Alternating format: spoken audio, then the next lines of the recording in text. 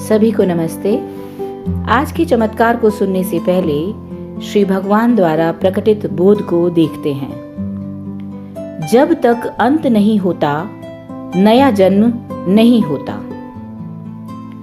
Australia से मैं Chris राइडी हूं। हमारा 16 साल का बेटा दिमागी तौर पर भिन्न है। उसके लिए रोजमर्रा की जिंदगी चुनौती है, जिस कारण उसे दिमागी स्वास्थ्य संबंधी परेशानियां हो सकती हैं। उसकी इस हालत की वजह से कई तरह के डायग्नोसिस हुए हैं। हमने हर महीने होने वाले 74,000 दीक्षा यज्ञ प्रोग्राम में उसे नामांकित किया था, पर वो इसमें भाग ही नहीं लेता।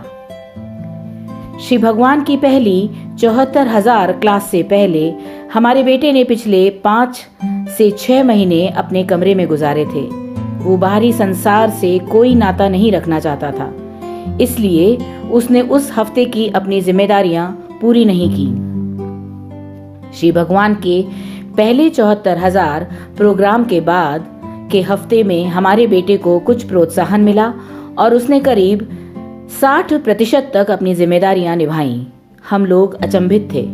ये एक चमत्कार जैसा था। हमारे बेटे के संगीत थेरेपिस्ट ने हमारे बेटे के सेशन के बाद हमसे ईमेल करके पूछा कि हमने ऐसा क्या किया कि वो यहाँ तक आया। हमने उसे पूरी ईमानदारी से बताया कि ये एक चमत्कार है। इसके बाद हम लोग इसी सोच में थे कि ये बदलाव अगले हफ्ते भी रहेंगे। बिल्कुल ऐसा हुआ और इस हफ्ते तो हमारे बेटे ने अपने सारे काम 100% किए। उस हफ्ते के आखिर में हमारे बेटे की जटिल आवश्यकताओं के लिए हमारी चिकित्सकों के साथ मीटिंग थी।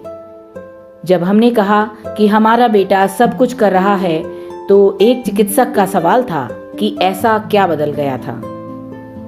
हमारे बेटे की दवाइयां 74,000 के 2 दिन पहले शुरू हुई थी, पर इनका असर 6 हफ्ते बाद होता है।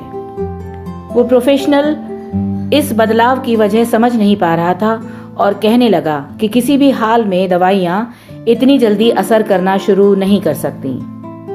हम जानते हैं कि ये कल की ही थे। एक और चमत्कार। स्कूल की छुट्टियों में हम लोग कुछ दिन के लिए बाहर गए। जब लौटे तो हम घर की देखभाल करने वाले से बात करने घर के अंदर चले गए। इस बीच बिना किसी के कहे हमारे बेटे ने कार में से सब सामान निकाला, बैग्स को जिस जिस कमरे में रखना था रखा और खाने को फ्रिज में रख दिया। ये अकल्पनीय था। ऐसा पहले कभी नहीं हुआ था। हम जानते हैं कि आगे अभी और चुनौतियां आएंगी और ये सुधार निश्चित रूप से चमत्कार ही हैं।